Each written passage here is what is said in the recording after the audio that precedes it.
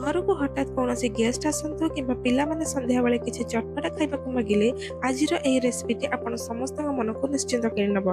आज आम बनइबा restaurant style एकदम सुपर क्रिस्पी आउ टेस्टी वाला paneer stick.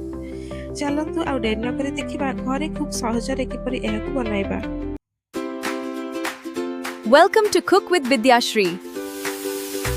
Let's make some delicious recipes together.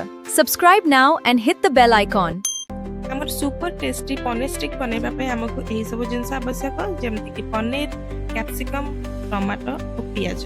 चलंतु ए सब को प्रथमे भलो भाबरे काटि नबा।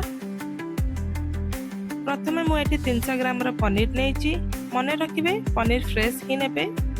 पनीर सब को हमें बड़ बड़ क्यूब साइज रे काटि नबा।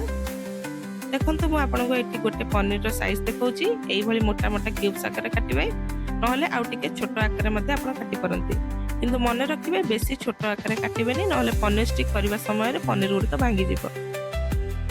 तापर मु एठी गोटे कैप्सिकम को नेछि। कैप्सिकम को मध्ये हमें पीस पीस रे काटि दबा। देखंतु मु कोभली भाबरे काटुछि। एही भली भाबरे काटिबा द्वारा कैप्सिकम रो सब पाखडा परफेक्टली बाहरिबो एवं मझिरवा मंजी मध्ये हम सहज रे काढी परिबा।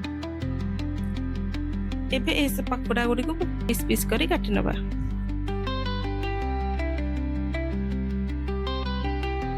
तेबे टमाटो को मध्ये सही भली भाबरे काटि नबा। किंतु मु आपनको एठी गोटे टिप्स कहबी। टमाटो काटिबा समय रे एहा मझिरे थिबा मंजी किबा रस को निश्चिंत काढी देबे। कारण टमाटो मंजी चारि पाके प्रचुर परिमाण पानी थाए। जदि हमें मंजी न काढी मैरिनेट करबा तेबे लूण संस्पर्श रे आसी सेतरु आहुरी बहुत पानी बाहरिबो। एहा द्वारा हमर मैरिनेशन पूरा पतला होई जिवो एवं टमाटो नरम हबो, जहा द्वारा एहा ऊपर भलो कोटिंग हेबो नाही एवं एहार क्रिस्पीनेस मध्ये रहइबो। आ गोटे छोटिया टिप्स मध्ये म आपनको दबाकू चाहिबी। टमाटो रो बाहर करथवा मंजी बा रस को फिंगंदु नाही। एहा को आपण कोनोसे तरकारी रो ग्रेवी बा सूप पई मध्ये व्यवहार कर परिबे। पियाज को मध्ये बड़ बड़ क्यूब साइज रे काटि नबा। काटि सारिबा परे पियाजर प्रतिटी पाखुड़ा को हाथ रे धीरे धीरे छड़ाई अलगा कर देबा। एही भली भाबरे पियाजर सबु पाखुड़ा को गोटी गोटी करी अलगा कर नबा। पियाजर सबु पाखुड़ा अलगा कर सला परे काटि रखितवा सबु परिबा को मु एबे गोटे स्टील थाली रे काढी नउची।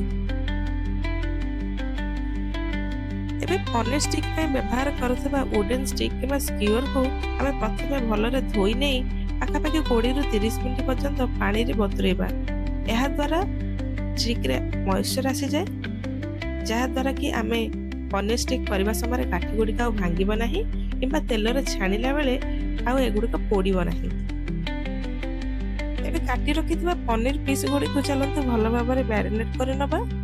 पनीर को मैरिनेट करिया पय मु एथिरे प्रथमे देइछि किछि गोलमरिच गुंड, किछि चाट मसला, अल्प किछि पेरी पेरी मसला।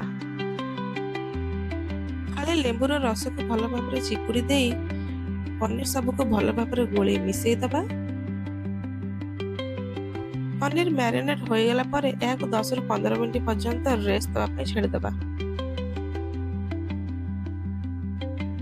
पनीर स्टिक पे एबे हमें गोटे भलो बैटर प्रस्तुत कर नबा।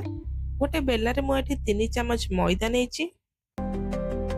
सही सेम मापरे मु 3 चम्मच कॉर्नफ्लोर मध्य नेछि बा आरारूट मध्य नै परबे। आपणकर पनीर एवं परिवार क्वांटिटी हिसाब रे आपण कम किबा बेसी मध्य करि परिबे। एबे एथिरे गोटे बड़ चम्मच अदा रसुन पेस्ट, स्वाद अनुसार लूण, हळदी गुंड, लंका गुंड, चिकन मसला, किछटा गरम मसला, अजिनोमोटो, विनेगर, सोया सॉस एवं ऑरिगेनो दबा। एबे एथिरे किछटा पानी देई ए सब को भलो भाबरे मिसै नबा। मन रखिबे ए सब को भलो भाबरे मिसै नेबे जेमते एथिरे कोनोसी लम्प्स किबा गेटी न रहे। रेस्टोरेंट स्टाइल पनीर स्टिक बनैबा पई सही भलिया किछि भाई बासना दरकार। सेति पई बैटर को आउटिके अट्रैक्टिव करबा पई मु एथिरे किछि फूड कलर यूज करछि। आपण चाहिले एहा को स्किप मध्ये करि परिबे।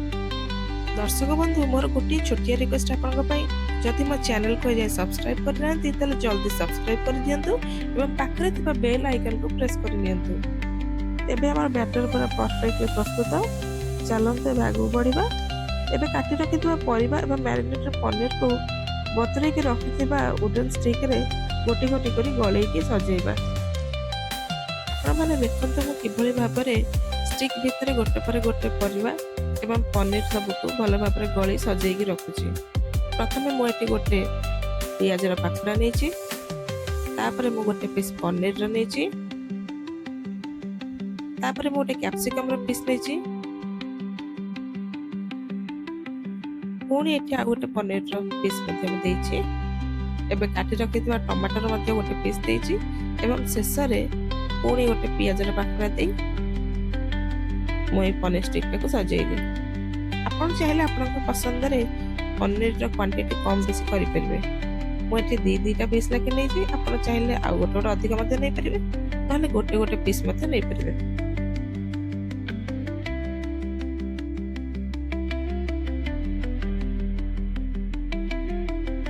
ପନିର ଏବଂ ଭେଜିଟେବଲ ସବୁକୁ ମୁଁ ଭଲ ଭାବରେ ସଜେଇ ନେଇଛି। ଚାଲନ୍ତୁ ଏବେ ଏହାର କୋଟିଂ କରିନେବା। ଏବେ ଗୋଟେ ଜାଗାରେ ମୁଁ ବ୍ରେଡ୍ କ୍ରମ୍ସ ନେଇଛି। ମୁଁ ଏଠି ପ୍ୟାନକୋ ବ୍ରେଡ୍ କ୍ରମ୍ସ ୟୁଜ୍ କରୁଛି, ଯାହାକି ମାର୍କେଟରେ ବହୁତ ଇଜିଲି ଆଭେଲେବଲ୍। ଏବେ ଆମେ ସଜେଇକି ରଖିଥିବା ପନିର ଷ୍ଟିକ୍, ବ୍ୟାଟର ଏବଂ ବ୍ରେଡ୍ କ୍ରମ୍ସକୁ ଗୋଟେ ଜାଗାରେ ରଖିକି ଆପଣମାନଙ୍କୁ ଦେଖାଉଛି ମୁଁ କିଭଳି ଭାବରେ ଏହାର କୋଟିଂ କରିବି। ପ୍ରଥମେ ଗୋଟେ ପନିର ଷ୍ଟିକ୍କୁ ଗୋଳେଇକି ରଖିଥିବା ବ୍ୟାଟରରେ ଭଲ ଭାବରେ ଡିପ୍ କରିନେବା। ଏହାର ଚାରିପଟୁ ଭଲ ଭାବରେ କଭର କରିସାରିଲା ପରେ ଲାଗିଥିବା ଏକ୍ସେସ୍ ବ୍ୟାଟରକୁ ଭଲ ଭାବରେ ଝାଡ଼ି ନେବା। ତାପରେ ଏହାକୁ ବ୍ରେଡ୍ କ୍ରମ୍ସରେ କୋଟିଂ କରିବା। ଧ୍ୟାନ ଦେବେ ଯେମିତି ବ୍ରେଡ୍ କ୍ରମ୍ସ ପନିର ଷ୍ଟିକ୍ର ସବୁଆଡ଼େ ଭଲ ଭାବରେ କଭର ହେବ।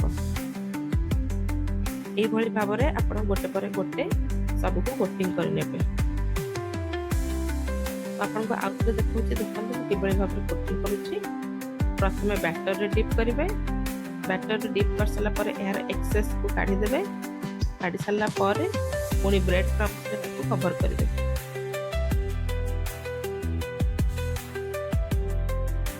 ଏହିଭଳି ଭାବରେ ଆମେ ସବୁ ପନିର ଷ୍ଟିକ୍ସକୁ ଭଲ ଭାବରେ କୋଟ୍ କରିନେବା। କୋଟିଂ କରିସାରିଲା ପରେ ଏହାକୁ ରେଫ୍ରିଜରେଟରରେ ଯାହାହେଲେ 15 ମିନିଟ୍ ପର୍ଯ୍ୟନ୍ତ ଆମେ ରଖିବା। ଏବେ ଗୋଟେ କଡ଼େଇରେ କିଛି ତେଲ ଦେଇ ଏହାକୁ ଭଲ ଭାବରେ ଗରମ କରିନେବା। ତେଲକୁ ମିଡିୟମ ଟୁ ହାଇ ଫ୍ଲେମ୍ରେ ଗରମ କରିବେ, ଅତ୍ୟଧିକ ହାଇ ଫ୍ଲେମ୍ରେ ଗରମ କରିବେ ନାହିଁ। ତାପରେ ଆମେ ରଖିଥିବା ପନିର ଷ୍ଟିକ୍ସ ଗୁଡ଼ିକୁ ଗୋଟେ ଗୋଟେ କରି ଦେବା। ଆପଣଙ୍କ କଡ଼େଇରେ ତେଲର କ୍ୱାଣ୍ଟିଟି ଅନୁସାରେ ପନିର ଷ୍ଟିକ୍ସ ଦେବେ। ମୁଁ ଏଠି 3ଟି ପନିର ଷ୍ଟିକ୍ସ ଦେଇଛି। ପନିର ଷ୍ଟିକ୍ ତେଲରେ ପକାଇବା ପରେ ସାଙ୍ଗେ ସାଙ୍ଗେ ଜାଲି ଚଟୁ ଜମା ବି ମାରିବେନି। 1 ମିନିଟ୍ ହେଇସାରିଲା ପରେ ଜାଲି ଚଟୁରେ ଏହାକୁ ଓଲଟ ପଲଟ କରିବେ। এইভাবে ভাବରେ গোল্ডেন কলর ଆସିଗଲେ ପନିର ଷ୍ଟିକ୍ସକୁ ଏବେ ତେଲରୁ ଛାଣିକି ବାହାରକୁ କାଢ଼ିଦେବା।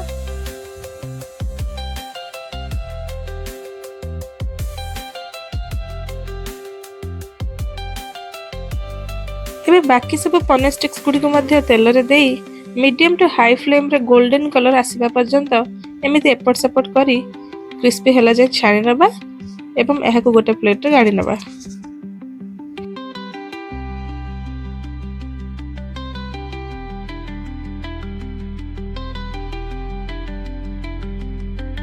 ଏବେ ସବୁ ପନିର ଷ୍ଟିକ୍ସ ଗୁଡ଼ିକ ଭଲ ଭାବରେ ଛାଣି ହୋଇଗଲାଣି। ଚାଲନ୍ତୁ ଏବେ ଏହାର ପ୍ଲେଟିଂ କରିନେବା। ଏଠି ମୁଁ ଗୋଟେ ସର୍ଭିଂ ପ୍ଲେଟ୍ରେ କିଛି ଟମାଟୋ ସସ୍ ଏବଂ ମେୟୋନିଜ୍ ନେଇଛି। ତା ସହିତ ମୁଁ ପନିର ଷ୍ଟିକ୍ସ ଗୁଡ଼ିକୁ ଏଠି ସର୍ଭ କରୁଛି। ଆପଣ ଚାହିଁଲେ ଆପଣଙ୍କ ପସନ୍ଦର ଅଲଗା କିଛି ସସ୍ କିମ୍ବା ଡିପ୍ ମଧ୍ୟ ୟୁଜ୍ କରିପାରିବେ। ତେବେ ଦେଖିଲେ ତ କେତେ ସହଜ ଉପାୟରେ କିଛିଟା ଟିପ୍ସ ଆଉ ଟ୍ରିକ୍ସ ସହିତ ଘରେ ହିଁ ଆମର ପ୍ରସ୍ତୁତ ହୋଇଗଲା ଗରମା ଗରମ କ୍ରିସ୍ପି ପନିର ଷ୍ଟିକ୍। ଏହାକୁ ଆପଣ ନିଜ ପରିବାର ଲୋକଙ୍କ ସହିତ ଏନ୍ଜୟ କରନ୍ତୁ। ପୁଣି ଦେଖାହେବ ଆଉ ଗୋଟେ ଚଟପଟା ରେସିପି ସହିତ। ସେ ପର୍ଯ୍ୟନ୍ତ ଆମ ଭିଡ଼ିଓକୁ ଲାଇକ୍ କରନ୍ତୁ, ଚ୍ୟାନେଲକୁ ସବସ୍କ୍ରାଇବ୍ କରି ନିଜ ରିଲେଟିଭ୍ ସହିତ ସେୟାର କରନ୍ତୁ ଏବଂ ନିଜ ଏକ୍ସପିରିଏନ୍ସ କେମିତି ହେଲା ମୋତେ କମେଣ୍ଟ ବକ୍ସରେ ନିଶ୍ଚିନ୍ତ ଜଣାନ୍ତୁ। ରହୁଛି, ନମସ୍କାର।